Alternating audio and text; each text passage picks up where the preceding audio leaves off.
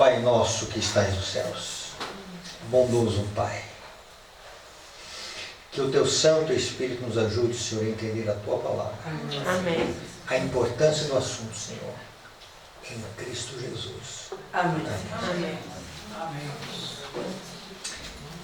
Abra aí, irmãos, no livro do Apocalipse, capítulo 3.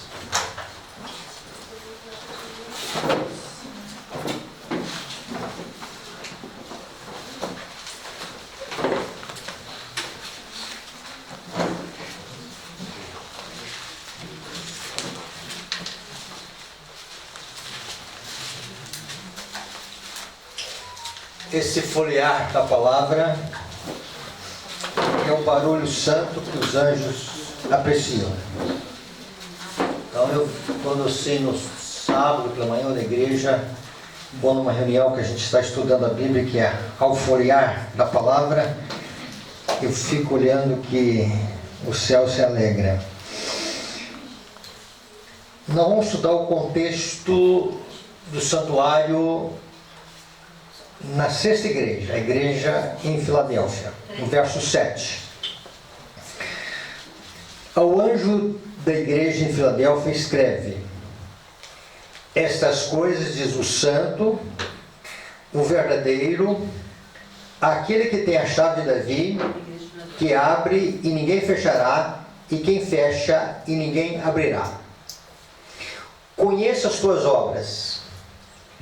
Eis que tenho posto diante de ti uma porta aberta, a qual ninguém pode fechar, que tens pouca força, entretanto guardaste a minha palavra e não negaste o meu nome. Quando se fala de Filadélfia, Jesus se apresenta como santo, como aquele que tem a chave de Davi, e que ele abre uma porta e ninguém fecha, e fecha e ninguém abre. E acrescenta aqui a mensagem em Filadélfia, dizendo que para os membros do período que corresponde a Filadélfia, é apresentado que eles estão diante de uma porta aberta. Então, percebem aqui no texto a expressão: eis que tenho posto diante de ti uma porta aberta. E vocês sabem que essa porta é a porta do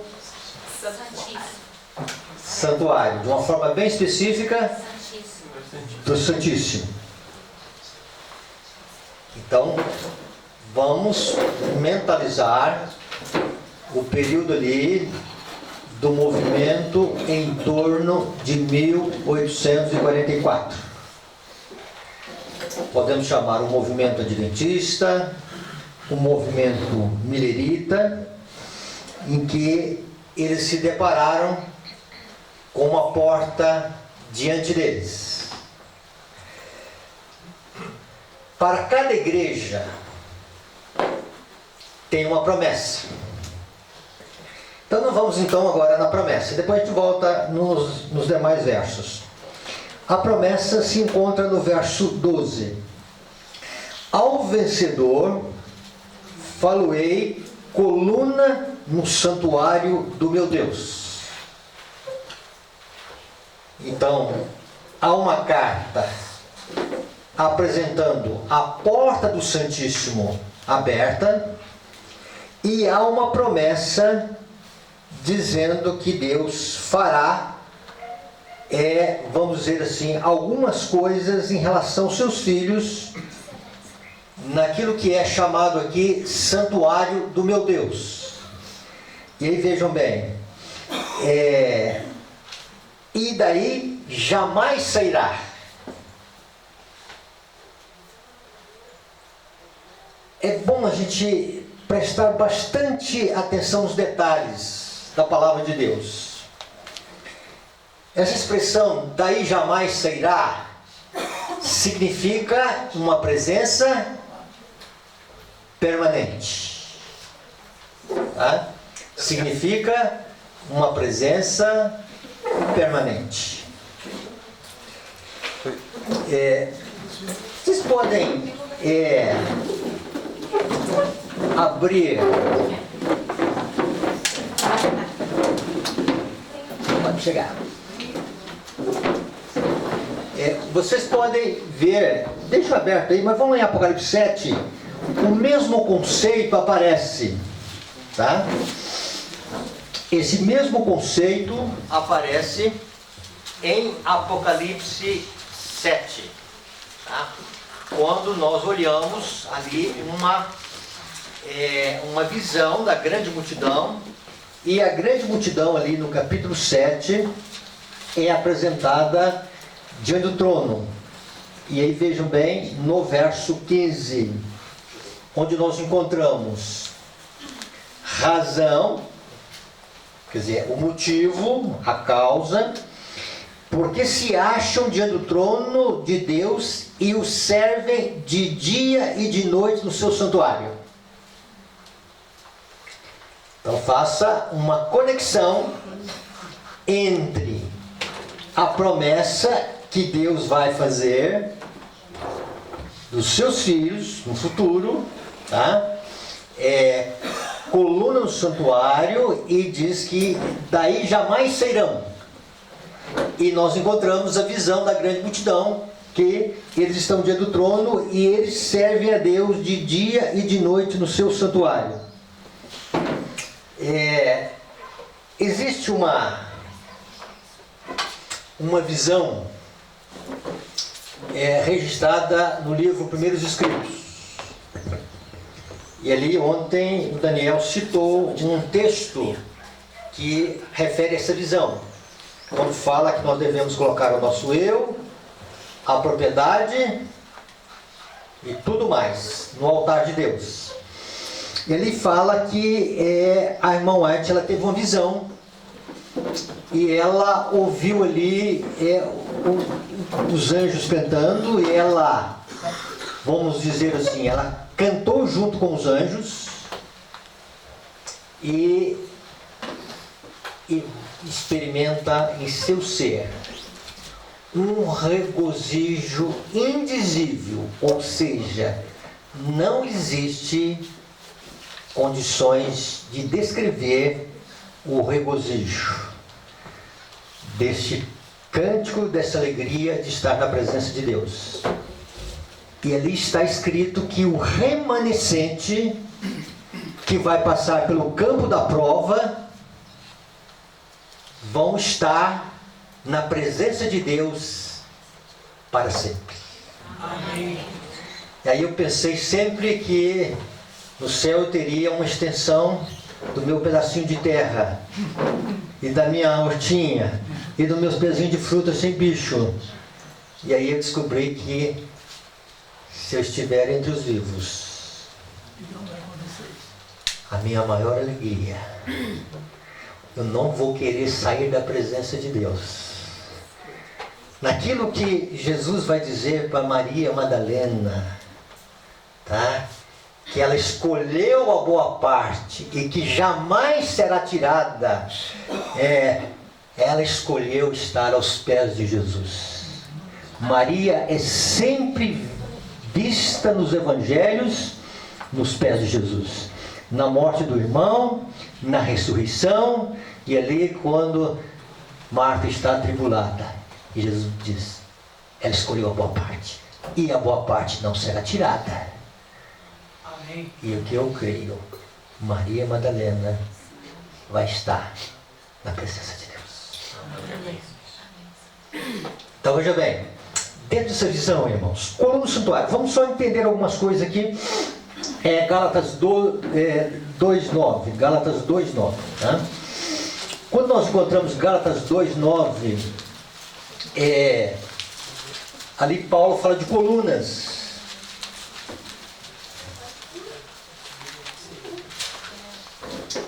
Gálatas 2:9. E quando conheceram a graça que me foi dada, Tiago, Cefas, ou Pedro, né? Cefas e João, que eram reputados colunas.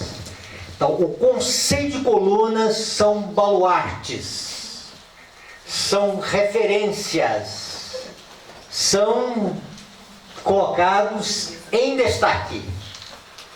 Então Deus está dizendo que aqueles que forem vencedores, eles estarão como colunas no meu santuário, e daí jamais sairão.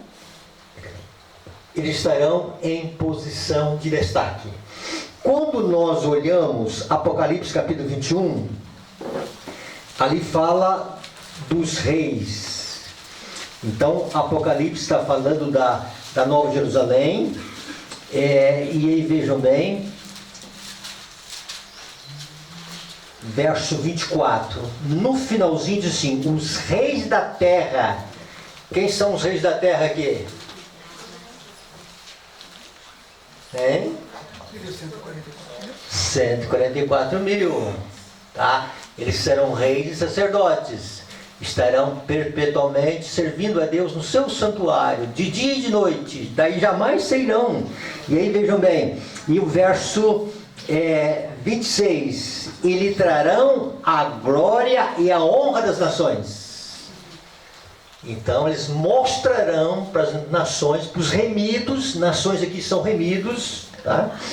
Que permaneceram fiéis à santa lei de Deus, num tempo em que o mundo a considerava nula, e eles dizem para o universo que a lei de Deus é santa, justa e boa, e que as interrogações do inimigo, elas não têm o seu respaldo, porque eles provaram o contrário, pela graça de Deus.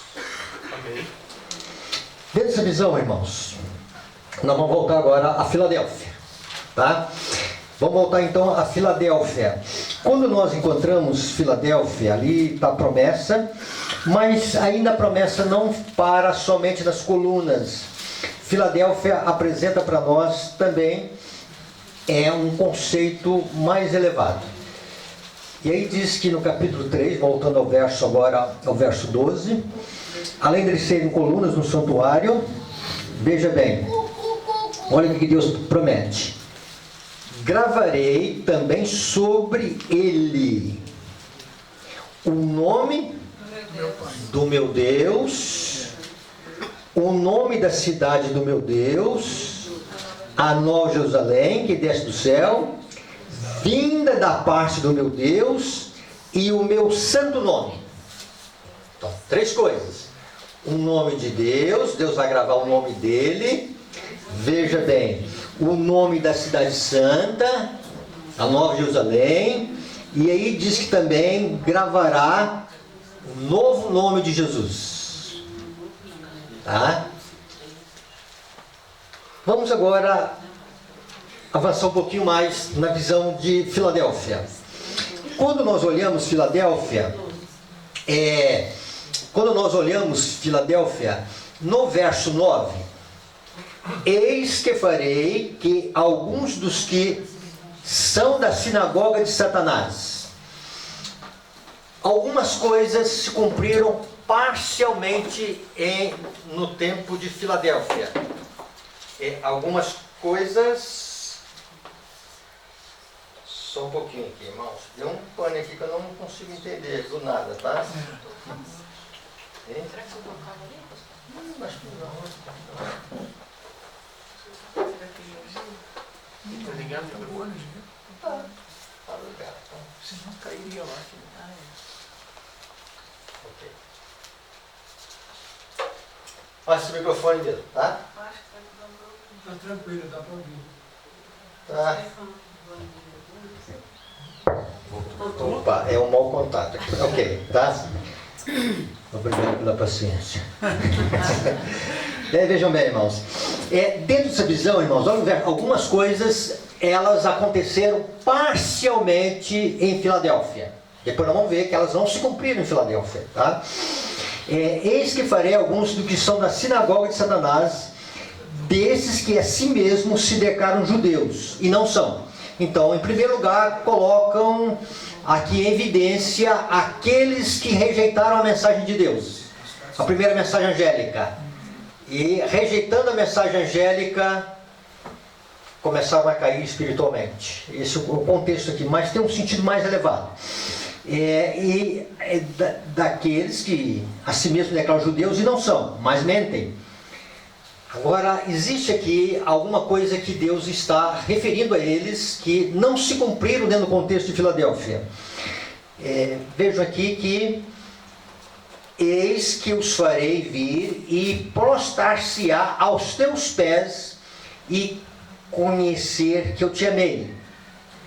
Então está dizendo que esses que são da sinagoga de Satanás vão vir e prostrar aos pés daqueles que são de Deus, daqueles que Deus ama, tá?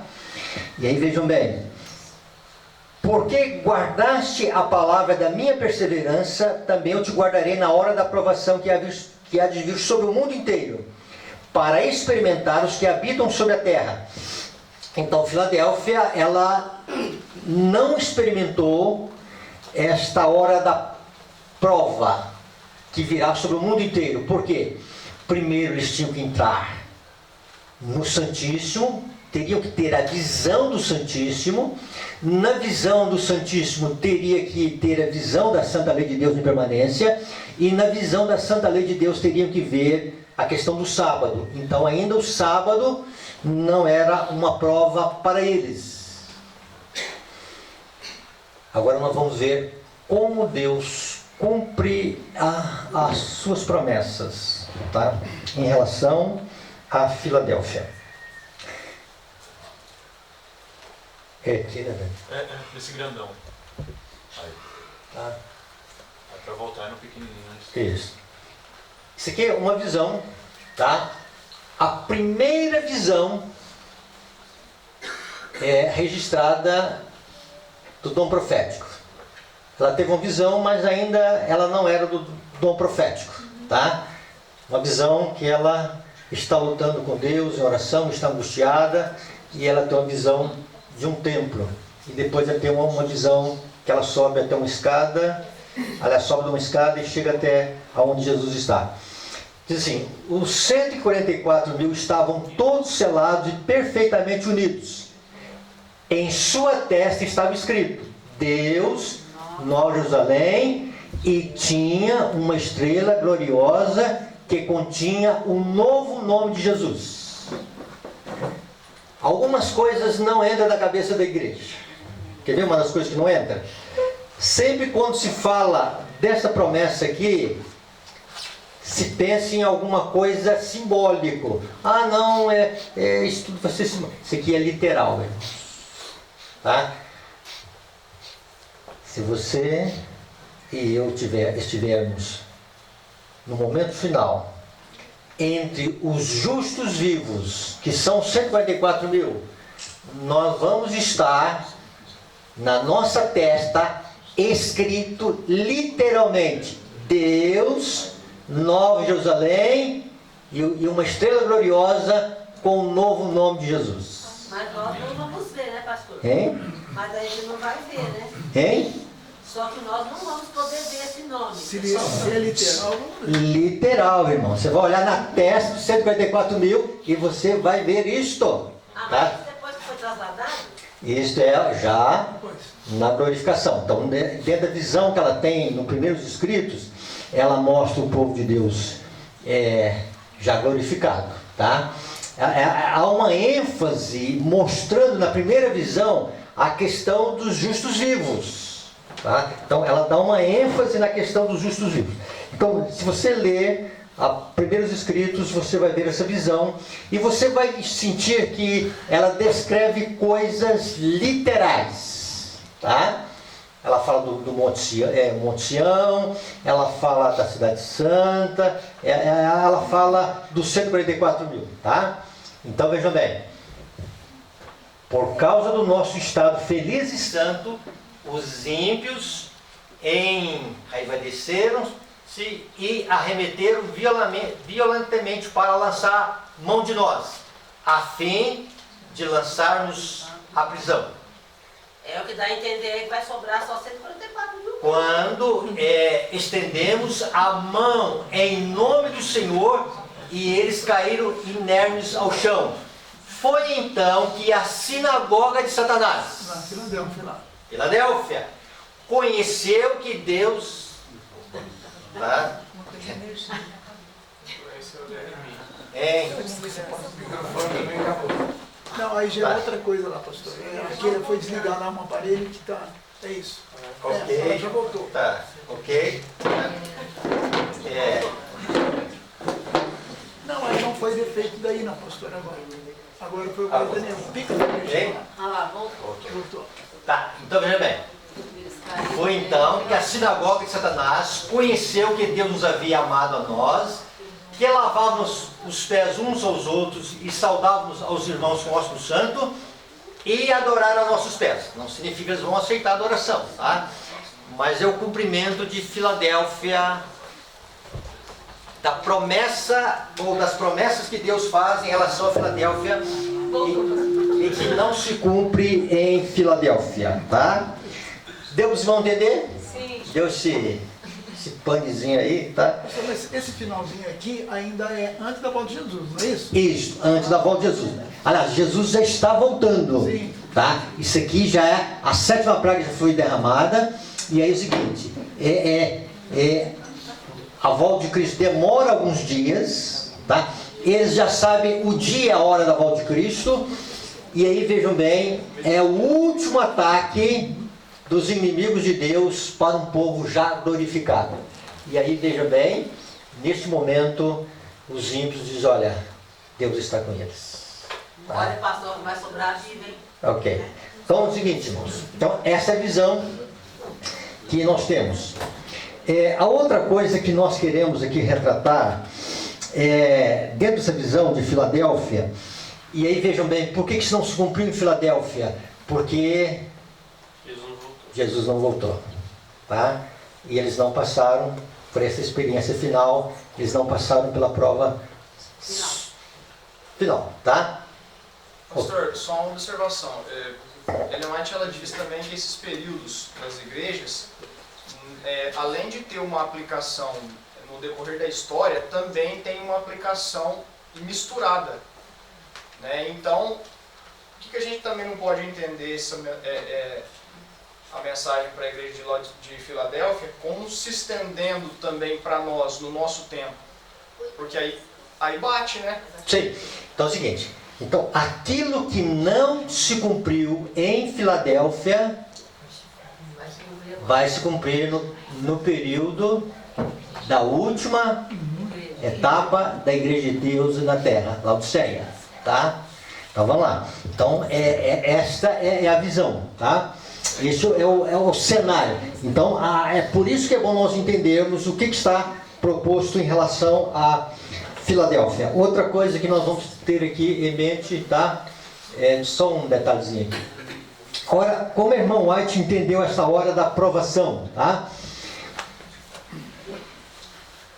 Quando se encerrar a mensagem do terceiro anjo, a misericórdia não pleiteará em favor dos culpados habitantes da terra, o povo de Deus terá cumprido a sua obra, recebeu a chuva serôdia, o refrigério pela presença do Senhor, e se acha preparado para a hora probante que diante dele está.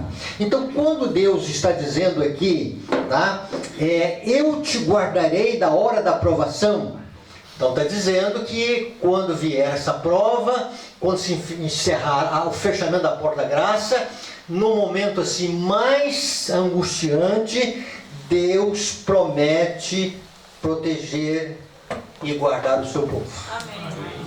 Essa é a promessa de Deus aqui inserida, que não se cumpriu no contexto de Filadélfia. Então Deus está direcionando essa promessa para nós. Então, irmãos, a mensagem para a igreja de Filadélfia é uma mensagem também para nós. Dessa visão, vamos avançar um pouquinho mais, tá? Agora, nós vamos chegar na parte final. Quando se fala aqui sobre Filadélfia? Porque, verso 10, porque guardaste a palavra da minha perseverança, também eu te guardarei na hora da provação, que há de vir sobre o mundo inteiro para experimentar os que habitam sobre a terra.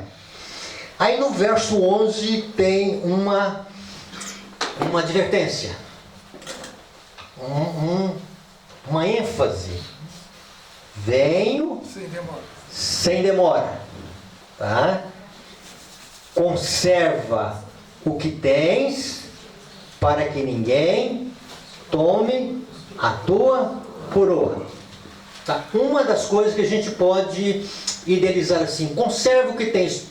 O que Filadélfia tem? Ela tem uma promessa, tá? Que Deus promete guardar os seus na hora mais difícil. Pastor, essa aprovação é o decreto dominical? Não, já que vamos dizer o seguinte, é o tempo de angústia, tá? Já é o momento final, tá? Esse é o contexto aqui. Conserva o que tens para que ninguém tome a tua coroa. Vamos relacionar esse verso para nós entendermos aonde Deus quer que nós tenhamos uma visão mais abrangente. No capítulo 16 do Apocalipse,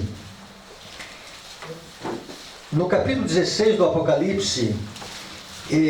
verso 15, eis que vem, como vem? Ladrão. Tá? Aqui há uma referência de Cristo, ele também dando uma ênfase, e aqui está escrito na sexta praga, tá? A quinta, a sexta e a sétima praga são os momentos finais aqui na terra do tempo de angústia, tá? E a quinta, a sexta e a sétima praga vai terminar com a vinda de Jesus. Agora, preste bem atenção aqui. Jesus refere a sua vinda como sendo uma vinda como ladrão.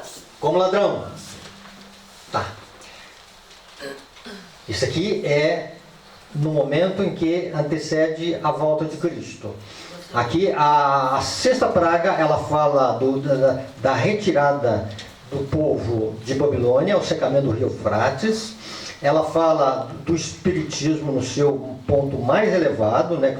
Os reis da terra sendo enganados pelo dragão, pela besta e falso profeta. Fala do Armagedon, é o clímax, né? E aí vejam bem que aqui há alguma coisa que é introduzida aqui. A irmã White diz que os símbolos são deixados para trás e ao sonido certo da trombeta. E aí Jesus disse, eis que vem como vem o ladrão. Uma perguntinha, irmãos. Uma pessoa que abandonou a verdade, nesse tempo, a vinda de Cristo para ele vai ser uma vinda como ladrão? Não. Para os que estão justos vivos, a vinda de Cristo neste momento vai ser uma vinda como ladrão? Não. Eles estarão orando Sim. e incessantemente. Está querendo demais. E aí veja bem, que para que Jesus venha logo, tá? E eles estão orando para que Jesus coloque um ponto final na história disso aqui, tá? E aí é o seguinte, e eles estão ansiando pela volta de Cristo mais do que o guarda anseia pela vinda da manhã. Então não será. Então o que a Bíblia quer dizer para nós, irmãos? O que é a vinda de Cristo então como ladrão? Tá? Eu estou dizendo aqui para os seus, olha, eis que vem como ladrão, tá? Então é uma mensagem para nós agora. E o que é a vinda de Jesus como ladrão? Dentro da visão do Apocalipse. Vamos ficar só na visão do Apocalipse. A gente poderia ir na visão de Mateus 24, nós poderíamos ir na visão de 1 Tessalonicenses 5, mas vamos ficar só na visão do Apocalipse. Capítulo 3, tá? Há uma referência sobre isto, tá? Então vejam bem, e capítulo 3, o verso 3, a igreja de Sardes: lembra-te, pois, o que tens recebido e ouvido, guarda-o e arrepende-te. Porquanto, se não vigiares, virei o quê? Como ladrão. Como ladrão. Olha aqui, o ladrão vem e você só vai saber que o ladrão veio no outro dia, não é assim? Isso. Depois que ele veio. Depois que ele veio. veio. Tá, então veja bem. E aí veja bem. E não conhecerás de modo algum em que hora virei contra ti. Você não vai saber. Isso aqui, irmãos, é uma referência ao juízo investigativo. Tá?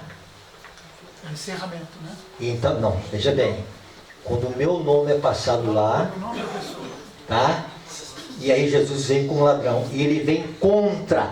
A obra que Jesus faz no santuário celestial é uma obra a nosso favor. E por que ele vem contra, né? Porque ele não pode aplicar os méritos do seu sangue.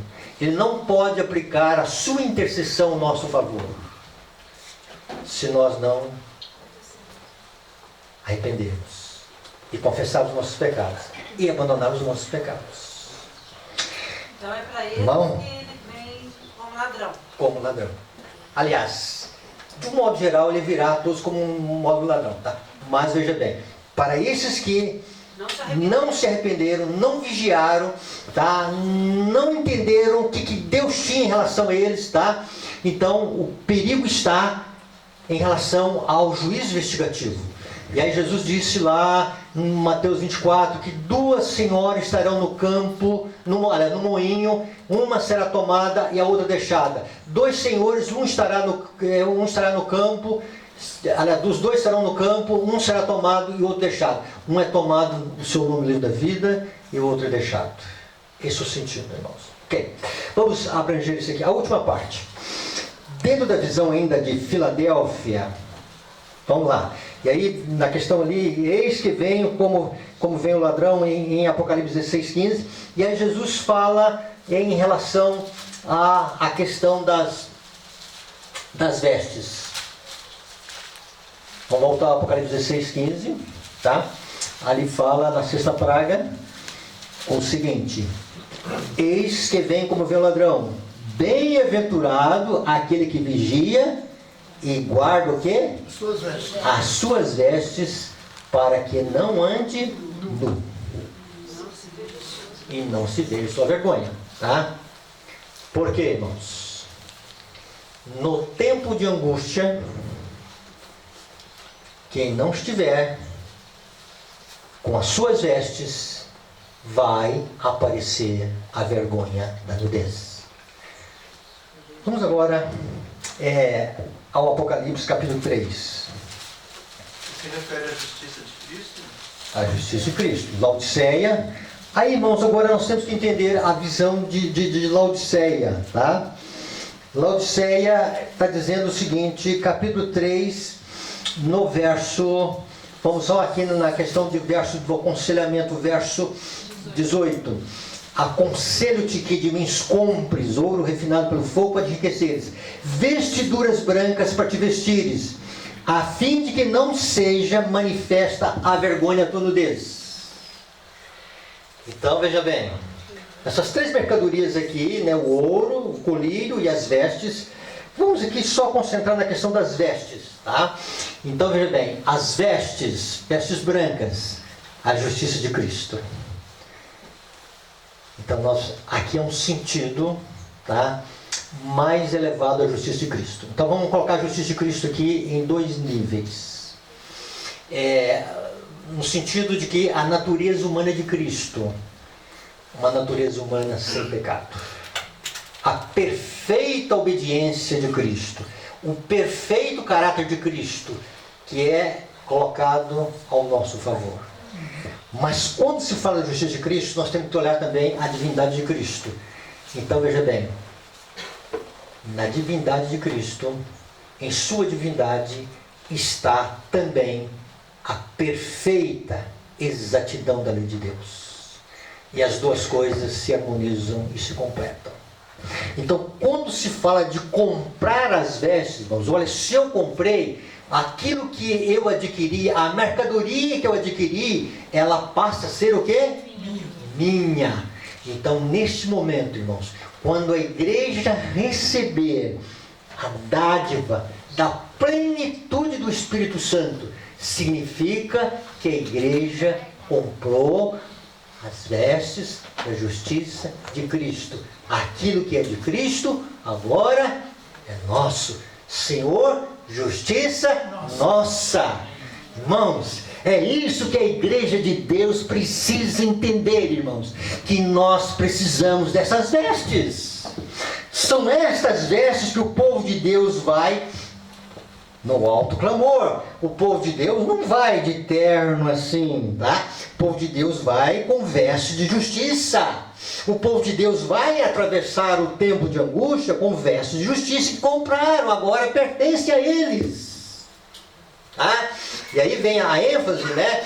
Guarde as suas vestes para que ninguém possa tomar, lá em Filadélfia, para que não perca a coroa, aqui em Apocalipse, para que apareça a vergonha da tonudez, porque quando as pragas caírem, veste de folha de figueira, veste de justiça própria, a roupagem humana que nós fazemos em relação à lei de Deus não serve. E aí precisa o quê? Nós precisamos da justiça de Cristo, nós precisamos da graça de Cristo, nós precisamos do poder de Cristo.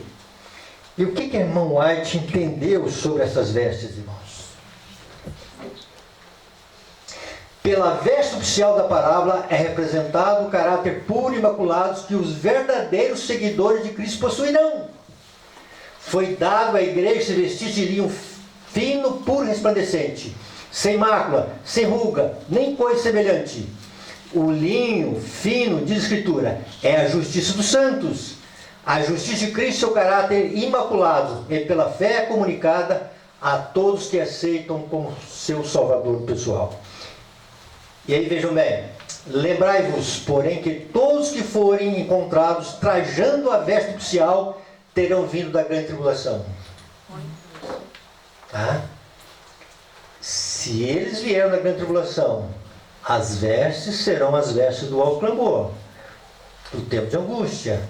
E também, essa aqui agora são, que nós estamos completando o raciocínio dela, tá? E a ceia das bodas, e as vestes das colunas do santuário de Deus. E o que ela fala agora para nós aqui, irmãos? Podemos falar da bênção do Espírito Santo. E eu fico feliz quando a igreja fala do Espírito Santo. Mas a menos que nos preparemos a nós para recebê-lo, que aproveitam as nossas obras.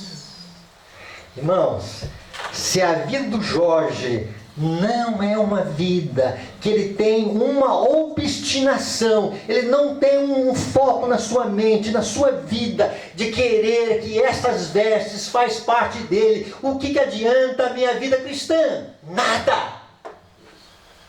E às vezes nós vamos, irmãos, num culto de quarta-feira, a igreja pede tudo, menos o Espírito Santo. E às vezes quando se fala do Espírito Santo, nós falamos de uma forma acidental, esporádica. E aí o que Deus mais quer fazer com a sua igreja é dar vestes para o seu povo e fazer parte da comitiva nupcial que vai no alto clamor para a sua igreja atravessar o tempo mais tenebroso, para que estejam revestidos com veste de justiça, para que o céu olhe lá de cima e vista o seu povo com veste de justiça. Podemos ter uma medida do Espírito de Deus, mas pela oração como pela fé devemos buscar continuamente mais do Espírito. Aqui é para mim a mensagem, irmãos, tá? Essa é para mim a mensagem. Nunca dá resultado cessarmos os nossos esforços, se não progredirmos, se não nos colocarmos na atitude em que tanto podemos receber a chuva temporânea como a serôdia, perderemos a nossa alma. Eu posso estar fazendo muito para Deus, eu posso estar fazendo o gráfico do tempo do fim, eu posso estar ensinando a verdade, eu posso ter uma compreensão das profecias, mas se eu não tiver numa atitude, diz ela, que eu possa receber a temporânea serôdia, vou perder a minha alma e a responsabilidade vai cair sobre mim. Por quê? Porque o que Deus mais quer dar para a sua igreja, irmãos, é a plenitude do seu Espírito. E aí nós contentamos com as vestes de justiça que nós possuímos. O que nós fazemos, o que nós já temos alcançado, o que nós cremos, o que nós já conseguimos avançar na vida cristã. Irmãos, Deus está pedindo nosso progresso na vida cristã. E orar pelo Espírito Santo, irmãos, é orar por uma pureza de alma. Orar pelo Espírito Santo é orar para que Ele possa nos ensinar, para que Ele possa colocar o que Jesus quer que nós sejamos colocando em nossa vida. Irmãos, que hora solene que nós estamos vivendo.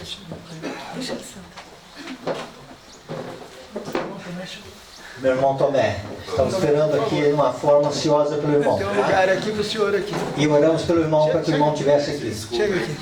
Tá? Oramos pelo irmão que estivesse aqui. Que Deus abençoe. Seja bem-vindo, irmão. Então, irmãos, vejam bem. Nós precisamos de orar, irmãos, pelo poder do Espírito Santo. Nós precisamos pedir que o Espírito Santo, Ele esteja em nossa vida. Nós precisamos pedir ao Espírito Santo que Ele coloque o dedo nos nossos pecados. Mostre aonde nós estamos falhando em relação à santa lei de Deus. Nós precisamos pedir a Deus, irmãos, que Ele nos ajude a tirar essas vestes de justiça própria. Essa couraça que nós temos brindado no conceito laodiceano, irmãos. Tá? Porque a gente olha para Cristo. O nosso pensamento direciona para Cristo. A mensagem de Filadélfia, ela começa com uma porta aberta. E ela termina com uma mensagem que nós seremos colunas do santuário de Deus.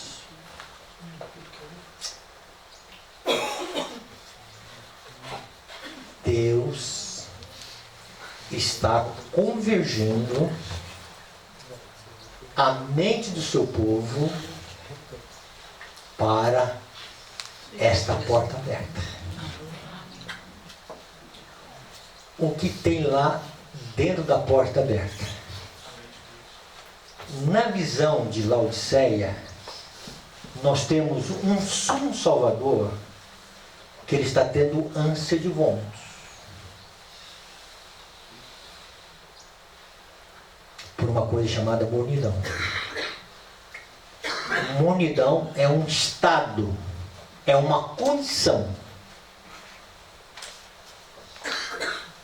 que Jesus não pode oferecer as suas orações, não pode aceitar o louvor e não pode aceitar o ensino que nós temos da palavra de Deus para outros. Testemunho seletos, página 15. Este é o vômito. É a ânsia de vômito de Cristo. E o vômito final é uma rejeição.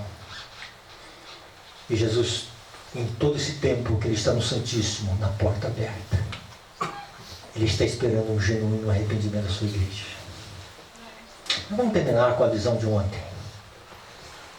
Se eu mirar dentro do Santíssimo, se eu mirar na pessoa de Jesus, o nosso sumo sacerdote, aquele que é justiça, a justiça de Deus, aquele que é a oferta de salvação para nós,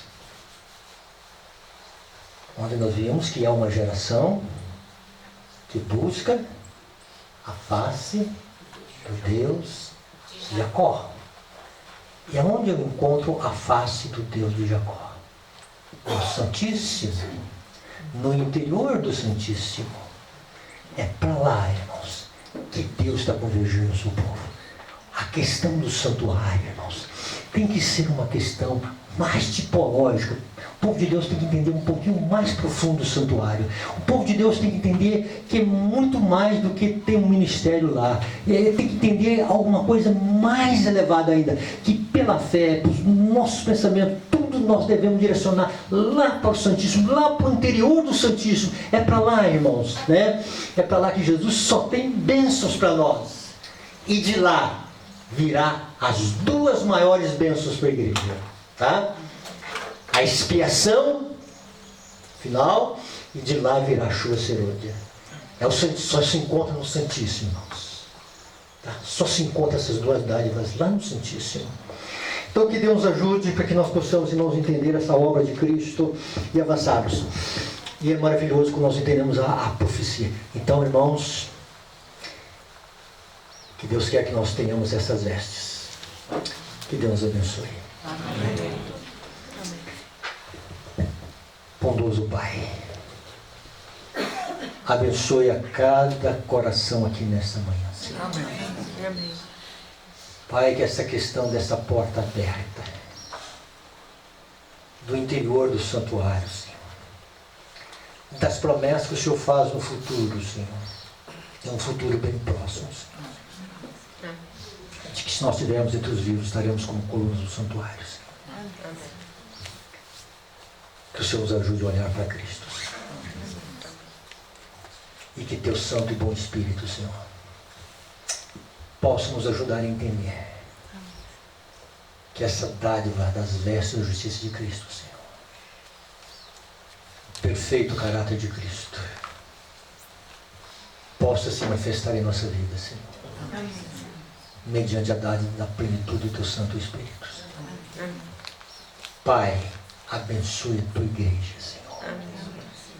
Que nenhum de nós, Senhor, viva sem pensar, sem idealizar, sem buscar, sem querer essas vestes, Senhor. O Senhor está ofertando, Senhor, e colocando essas vestes como preciosas na linguagem da compra, Senhor. Queremos comprar, Senhor. Queremos pagar o preço, Senhor. Pai, nos ajude a renunciar, a colocar tudo no Teu altar, Senhor. Abençoe, Senhor, a cada coração aqui nessa manhã. Esteja, Senhor, nas demais palestras, mensagens, Senhor. Que saímos daqui nessa manhã dizendo, Senhor, que o Senhor está reservando são grandes coisas para nós, Senhor. São bênçãos elevadas, Senhor. E que nos ajude para que nós possamos, Senhor, entendê-las e viver segundo a Tua graça, Senhor. Em Cristo Jesus. Amém, Senhor.